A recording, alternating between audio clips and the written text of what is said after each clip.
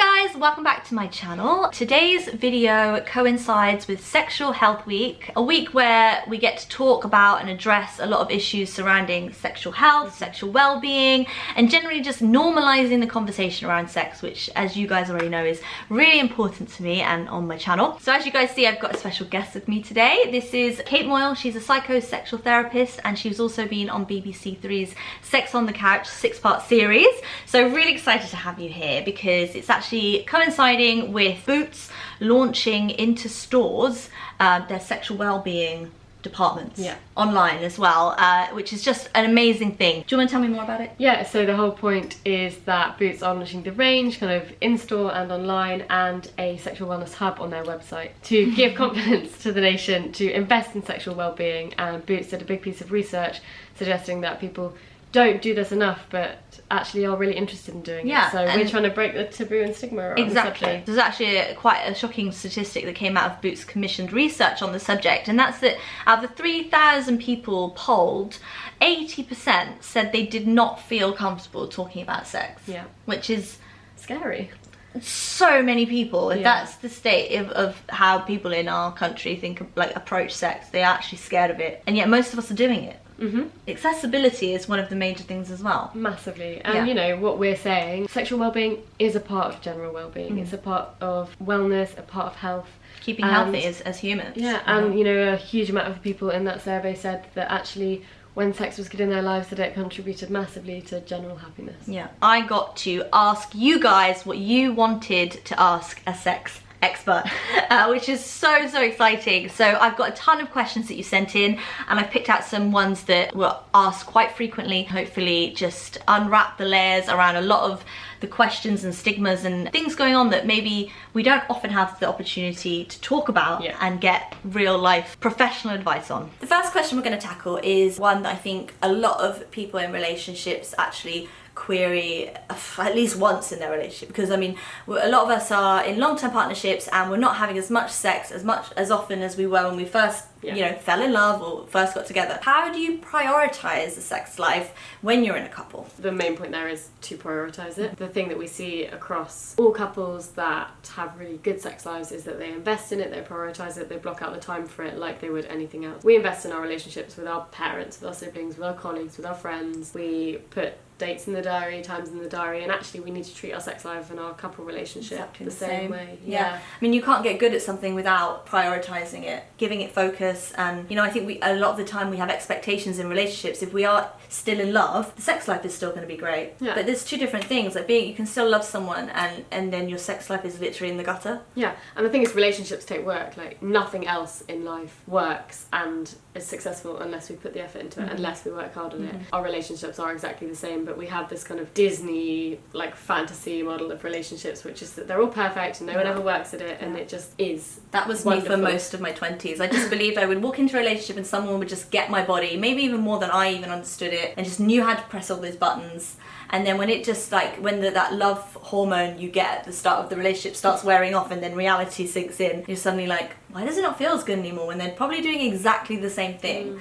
And that's when you realise that actually you can't rely on that. And I think the thing we have to think about is the start of the relationship. It's so exciting and there's so much going on, but it's not sustainable because then we actually have to, you know, get out of bed and stop having sex in order to go to work and get our stuff done and live our lives. And so what we see is that kind of exchange of the relationship and actually real life kind of kicking back in. But what we need to address in long-term relationships is keeping those things balanced. Me and my partner do this. We look at the Sunday, we look at the week ahead, and we're like, when are we going to spend time together? You know, we have a date night in every week, and usually, you know, that's a night for sex, and then, you know, we just know when we're around, so we just know that it's going to be quality time, and hopefully we're going to get something in. And you know, it's like I enjoy flirty exchanges. If I'm feeling in the mood, then I might text him and be like, you know, it's on for tonight. It's happening. It's happening. And it shouldn't feel clinical, even though it does sound like scheduling. I think the thing is everyone kind of raises their eyebrows when you say scheduling sex or like scheduling the time for sex.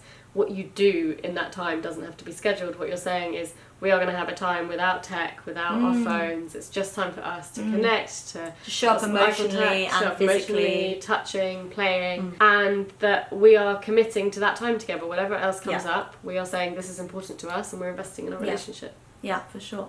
Amazing, okay. Moving on from prioritizing your sex life, I actually got quite a few questions about approaching conversation with your partner who isn't maybe initiating sex as much as you would like, or maybe you find that you're the one in the couple that's asking for sex more often, and maybe you want your partner to be a little bit more proactive in initiating. So how would you approach that conversation? I mean, I think typically there's always going to be one partner rather than both partners kind of equally initiating sex, so there'll always be one that kind of tends to lead things.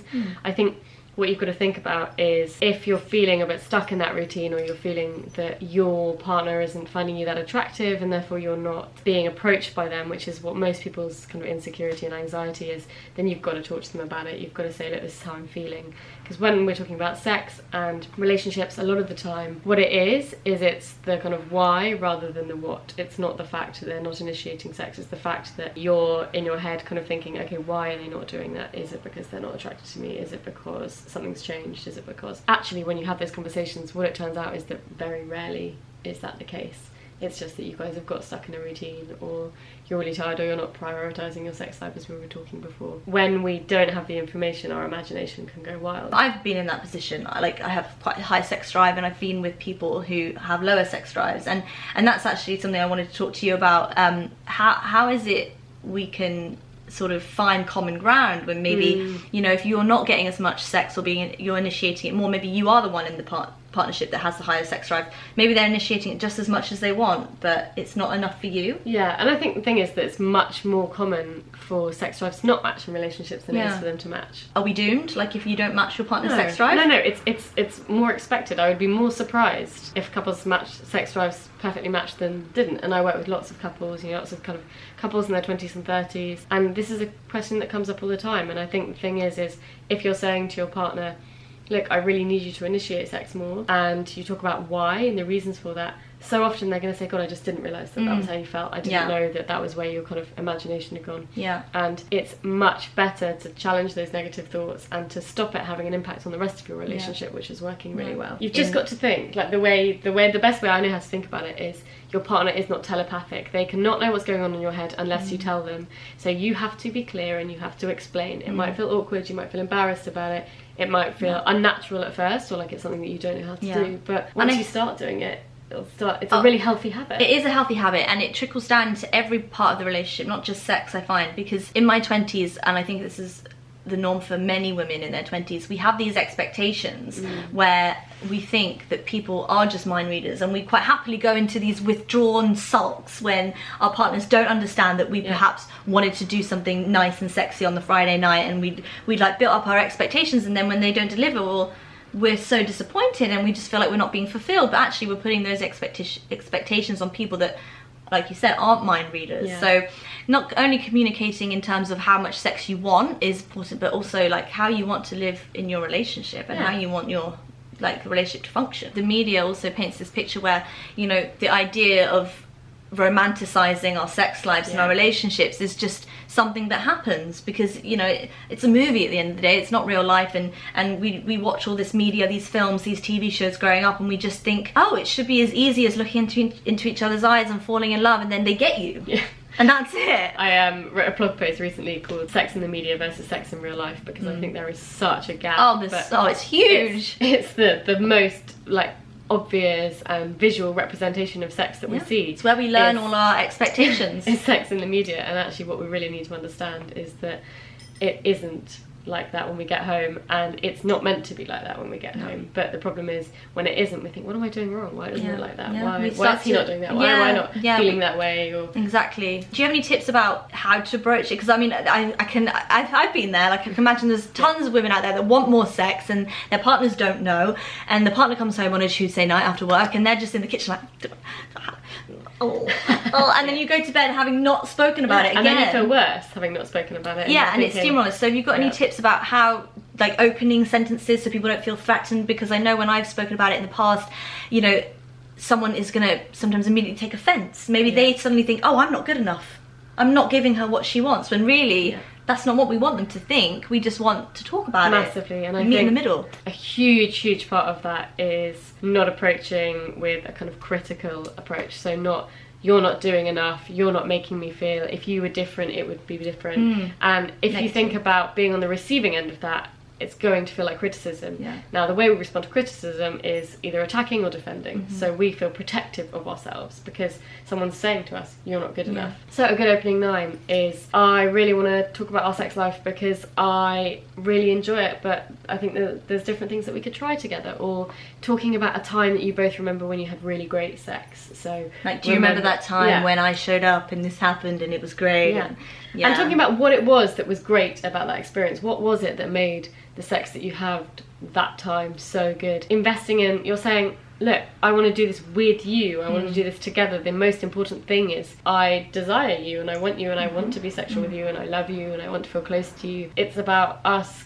continuing to work on what we're doing together. And I think the focus of it being on what you're doing together is a massive part of it. So this is quite a tricky one. How to tell your partner you've never orgasmed with them? That's difficult, I think. I can imagine if you've been with them, then maybe you are faking it and you might have built up this conception with your partner that maybe they probably think they are fulfilling all your needs, but actually they're not, and it's something you need to tackle. I think the thing to say here is that faking it doesn't do anyone any favours. It's really not helpful because it means that you get into a cycle of your partner kind of thinking that they're doing something which is taking you to orgasm and it's not, and they think that they're sticking to a routine which is working for you and it's not. So from both sides of the coin it's not helpful, because also what it builds up is then this difficulty around explaining clearly what would help to get you off. The thing is, we have a phrase in psychosexual therapy, sex therapy, which is communication is lubrication. I like that. Communication is lubrication. Sign above the door. But you know, basically that is what we're talking about, because it's about saying, again, look, can we try something different? Look, I used to really enjoy this, but things have changed for me a bit, and actually I think this would be better. Direct your partner, you know, if they're touching you, put your hand on top of theirs and show them the speed and the pressure that you like. Communicate to them, say, I'd like to try this, or introduce something like using lube, which can be really helpful for lots of women. Do you think that maybe if this follower, they're obviously in a situation where they want to come clean about, maybe they feel like guilty and deceitful, but also they're not being fulfilled. Do you think maybe it would be okay if they introduce new techniques, like, hey, you know, I feel different in myself, maybe I feel like my sexual needs have changed slightly, and I'm feeling like maybe what we used to do or what we have been doing, I'd like to kind of refocus it a little bit, rather than like coming clean and saying to your partner of God knows how many years, hey, I've been lying to you all this time, which could, I think, maybe cause irreparable rifts. Yeah, potentially. I don't know, maybe you can just say like, my needs have changed. Yeah, or I want to try something different, or can we try something that I read about? Can we try something that I've saw? Can we try a new toy that I saw a review about? Or like maybe talking about how you've been self-pleasuring and what works for you that way, and hey, I've discovered this new toy that really works for me, or like this technique, and I just really love you to do it with me. People and couples, they want their partner to be enjoying sex as much as possible, and so the reality is you both enjoying sex more is going to be better for everybody, and I think that focusing on that is massive.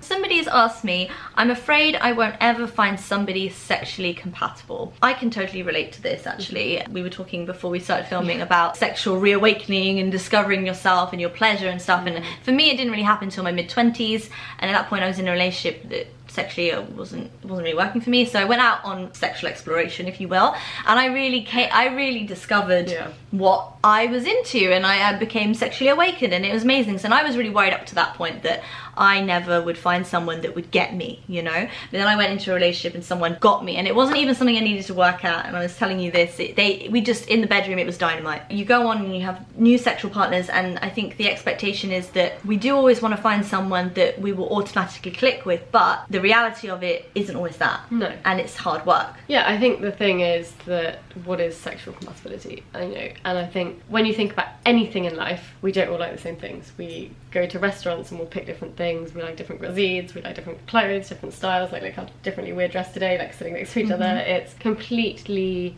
normal to not be perfectly and exactly matched. And I think once we kind of get our heads around that idea, we're then not looking for something unrealistic again. Although you might not have found that partner yet, you know, then there is no reason for you not to. The more you get to know yourself sexually, the better position that's going to put you in for communicating that to a partner. And that's the key, being sexually confident with a partner in future. Knowing what what does it for you, what gets you off, and then being able to ask for it might mean that you find someone that's compatible sooner, rather than searching for that, like the stars align, we meet and it's suddenly fireworks. I used to have that mentality all the time, and I was really frustrated why I wasn't having sexual experiences that were mind-blowing, like everybody else was talking about. I was like, what's wrong with me? What is wrong with me? And what is wrong with them? And why can't I find someone that matches? But actually it just took a little bit of self-exploration to really understand what it was I was looking for, and then meeting people who are open to understanding that. And then when you meet someone that is actually willing to learn and pleasure you and understand what it is that you want, that's when you become compatible. Maybe this person, I don't know, they haven't given me much more information than that, but maybe they're into something like they've got a kink, you know, like they've got a fetish, and maybe it's not something that that many people have. Is there ways that they can explore that safely, you know, and find people that are maybe into the same sort of thing? Yeah. And I think there are lots of kind of online communities for that kind of thing, and lots of ways of connecting with things, but you can also take elements of exploring your sex life into a kind of smaller dosage, if that makes sense. So there are ways that you can kind of engage with play, so play with the senses using something like an eye mask, you know. It's a really kind of simple way of doing like it. Simple diluted BDSM. Yeah, but it completely changes the dynamic, and it changes the power dynamic and the expectation and the things like anticipation in a way that if you're both feeling a bit nervous, or that you want to try something, or you want to introduce something to a partner, that makes it manageable to do so.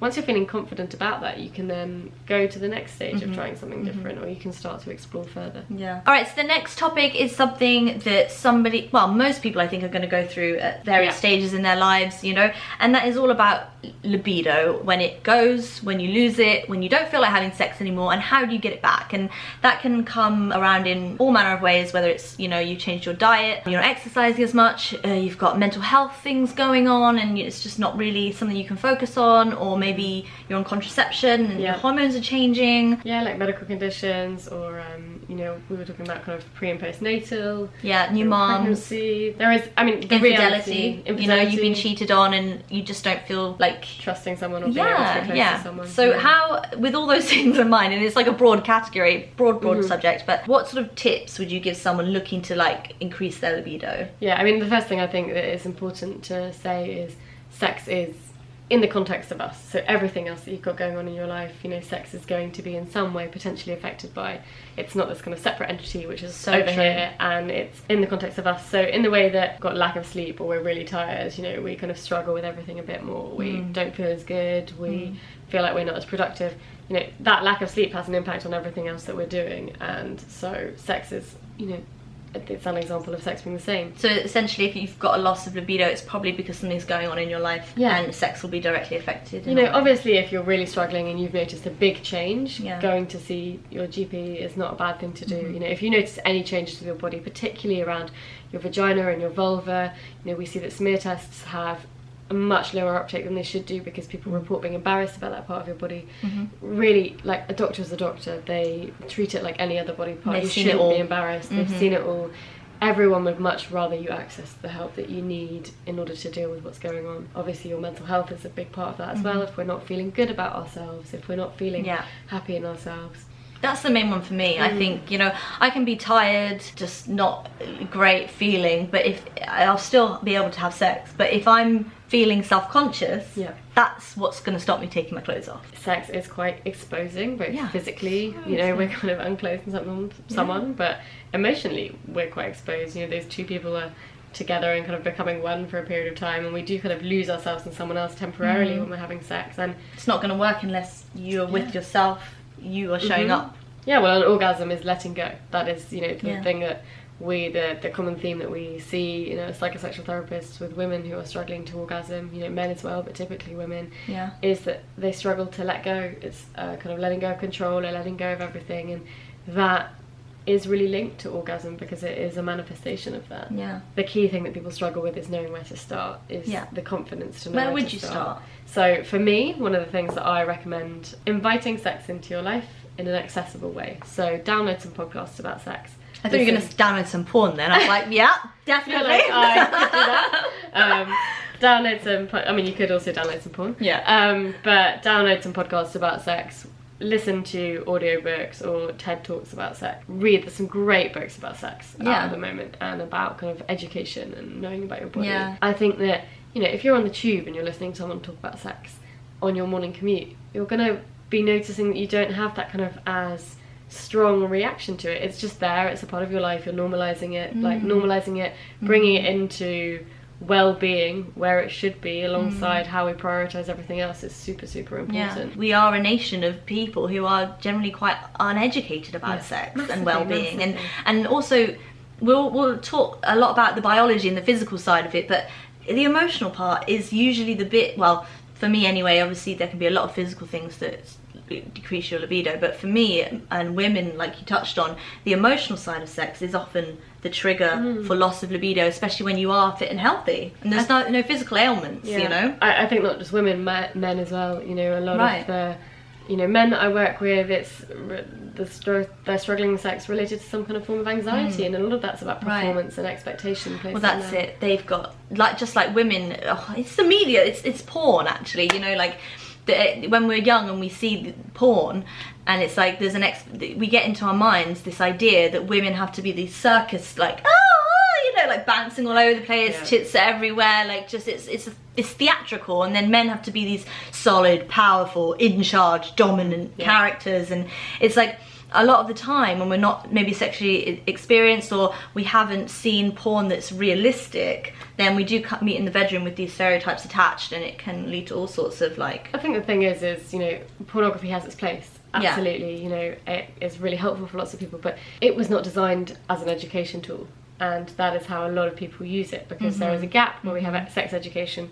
So what we then do is we try and fill the gap. We try and work out what's going on, and we Google sex, and it's one of the first things that comes up. And so someone once described it to me as watching pornography to learn about sex is a bit like watching The Fast and the Furious and learning how to drive. Oh, that is so true, though. It's just hyper-realism, isn't it? I think that there's so much in that. But, you know, back to the point of, like, bringing sex into your life, like, bring it into in a non-intrusive way, almost like a non-sexual way, like to understand listening it better. to an audiobook isn't very sexy, you know, when you're on the central line. And then moving on from that loss of libido, how to get it back, and we talked about the female orgasm, which is just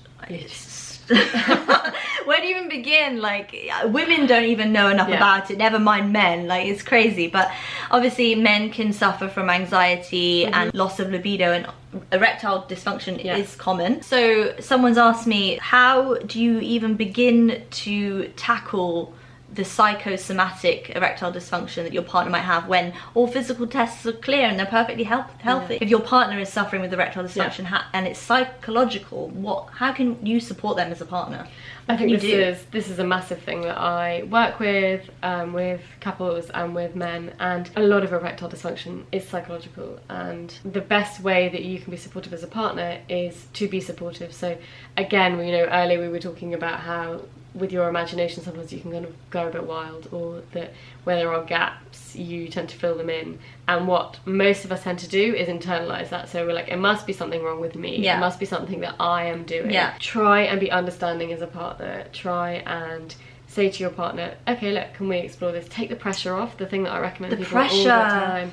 It's the pressure, honestly, because when it starts building and then it builds more, and then, you know, it's been a week since you had sex, and then it's suddenly a month, and it's how do you remove the pressure? So when we talk about psychosomatic, basically what we're talking about is the impact of the mind on the body. So your mind is genuinely strong enough to stop your body from working, which is what a lot of sexual dysfunction is for both men and for women. So it's a lot of the work that I do as a psychosexual therapist. The thing for you guys to kind of think about as a couple is there something particularly that is causing the erectile dysfunction? Is it that actually you're fine until it gets to the point of intercourse? So in which case, take intercourse off the table. Be like, right, we are not going to have sex or attempt penetrative sex for a month.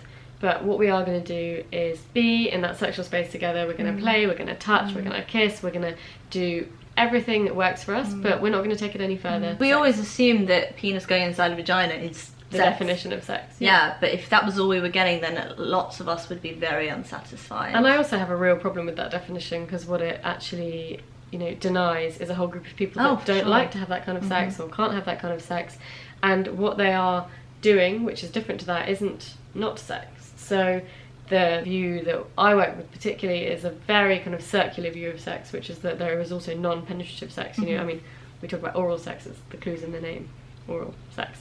So there is no reason that that doesn't count. I think just take it off the table. And, you know, again, the thing that is going to most likely maintain an erection or keep someone turned on, whether they're male or female, is being really in the moment and their body doing what it does. It responds to feeling, arousal is responding to feeling turned on, feeling excited as sexual stimulation, whether that's talking, touching, kissing, etc. So, and I suppose if there's no physical ailments there, then trying to maybe focus on the emotional connection rather than the physical connection. Like, and you know, obviously we can be turned on by touch and we're aroused physically, but if the issue is psychological, then emotional connection is even maybe more important in the beginning. Because the way you've got to think about it is, if your body is responding to kind of feeling a sense of anxiety, so the fear of failure perhaps, or the fear of not being able to perform or not being able to have sex, your brain is always going to prioritize anxiety because it is designed to keep you alive. It is a fact of life. It does its job all the time. If it's kind of mistranslated sex as something anxiety provoking or threatening, then it's almost like a protection mechanism, and you have to reprogram. And the way to do that is to make it safe, make it something not to be afraid of, not to create anxiety. Take the pressure off. Often we can experience mental blocks during intercourse, in sex. It can hinder us from climaxing. And I got a few questions through from people saying that they struggle to orgasm, and a lot of the time they think it's almost like a mental block. So do you have any tips to stop this from happening, like tips to, you know, help someone achieve orgasm when they tend to just get inside their head a little bit too much and lose themselves and then lose the orgasm? Yeah, for sure. I think same kind of rule applies as to what we were just talking about. If you focus on orgasming as a goal, it's going to be harder to reach. You're going to create kind of performance anxiety, performance pressure around that. And they always say sex shouldn't be goal orientated either. Enjoy the journey, not just the finish. The goal of sex should be pleasure, and that should be it. So I think that taking the pressure off having to have an orgasm is, again, a really big thing. And the thing that is most likely to take you to orgasm is enjoying what you're doing and focusing on the pleasure you're experiencing, because the whole point being that kind of pleasure will peak, and that is when you have an orgasm. Now, one of the key kind of inhibitors of sex and sexual arousal and orgasm is distraction. We understand we live in really busy lives. We are constantly kind of, we've been talking about our to-do lists. They're massive. You know, the key thing being that we've always got something on our minds. We're not very good at switching off. Our phones are constantly telling us that we have to do things. We're all so obsessed with kind of productivity and being so busy, and being busy is kind of a sign of how successful we are. Oh, I know. And you forget that everyone's actually busy to an extent. So we have to kind of think about the idea of switching off to turn on. The idea being that if we're really in our heads, what we're not going to be able to achieve is an orgasm, because we're going to be so focused on the thoughts. Now, we can't be simultaneously really focused on our body and really focused in our head, so we have to prioritize the body. So if you notice that your mind is wandering, kind of take it back a step and start talking to yourself about the kind of sensations that you're feeling. So being like, okay, can I feel my hand on my partner's arm? I can feel the temperature of their skin. I can feel the kind of hairs on their arm. I can feel that it feels nice. I can feel that they're kissing me. So almost focusing so much on the physical of what's going on is the best way to kind of bring yourself back to your body. And it's almost like a mindfulness technique. It is exactly a mindfulness technique. If you can bring your attention back to the body, which is the most important thing, then that will be really helpful. Guide your partner. Don't be afraid to kind of use your hands on top of theirs. Things like lubrication can completely change the sensations of what is going on. Just be like, okay, I can acknowledge that I'm stressing a bit or feeling a bit anxious, but I'm just going to bring it back to the moment, bring it back to the sensations that I'm feeling. I'm going to give myself permission to let go of everything else that's going on, and not orgasm, right? Like you don't have to orgasm. Like I think sex isn't dependent on orgasm. No, it's not. And you know, you can come away from sex feeling really like you had the best time, and it didn't maybe cumulate.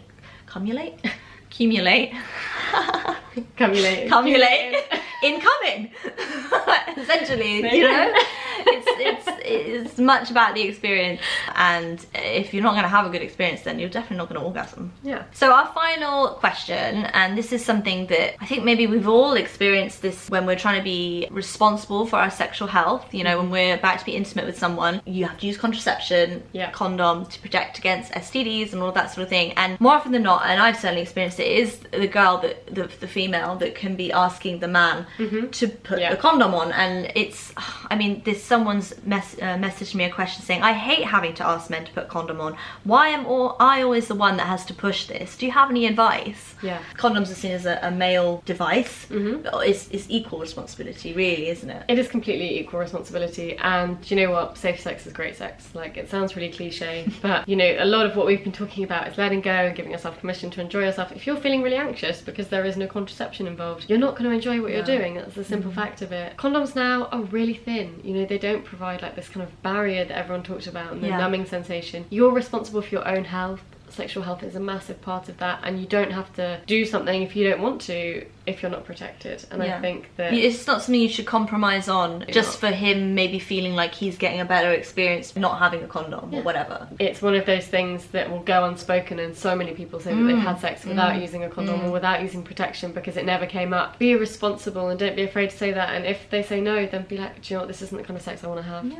I mean, they should respect it, definitely. If they don't agree to it, then it's not something you want to engage in. It's not worth the risk, first of all, and second of all, it says a lot about whether or not they would be willing to engage in the sex but also compromise their own health it's protection as well as yours. But like you're saying, like, condoms aren't as off-putting as they once were. You know, they're not thick, they don't have that horrible rubbery smell. Actually, there's some great ones here called Hanks, which I've been newly introduced to. You know about these, don't you? Yes, and I know the founders, and they are absolutely fantastic women. So Hanks are, as you can see, absolutely beautifully designed, and the whole point being that as a woman you shouldn't be embarrassed to have condoms in your handbag. They don't have to be a kind of big, bright, embarrassing packaging.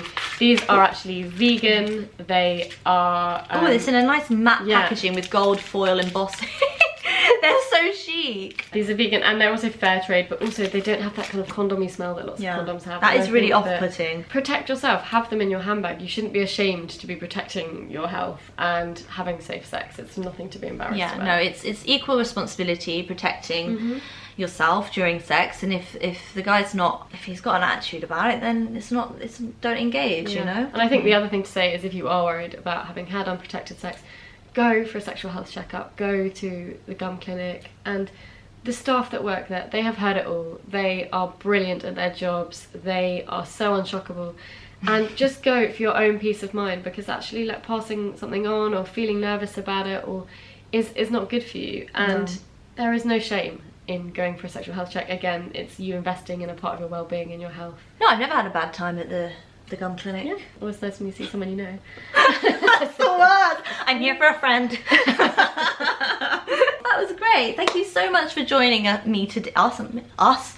Thank you so much for joining me today to talk about all things sexual well-being and health. And it is such an important topic, which obviously you guys know I talk about a lot, and I want to create a really safe space on my channel where we can all discuss this type of thing, and if we can bring any sort of information, knowledge to you guys, then that's amazing. Like, that's what we want. And it's great that people like Boots are taking this on and like normalizing it. Like, it's amazing that big companies like that can actually tackle this head on. You know, they don't have to, but it's fantastic to see stuff like vibrators and lubes and condoms being so visible on the shop floor, because why shouldn't they be? It's life. Yeah, exactly. There's no getting away from it. It's how we're going to continue to live for hopefully thousands and thousands of years. So let's just get educated on it. Invite sex into your life in an accessible way, in a way that works for you. Sex shouldn't be a one-size-fits-all approach. It should be about finding what fits for you. Yeah, exactly. Well, thanks for watching, guys. If you like this video, please don't forget to give it a thumbs up and subscribe if you haven't already.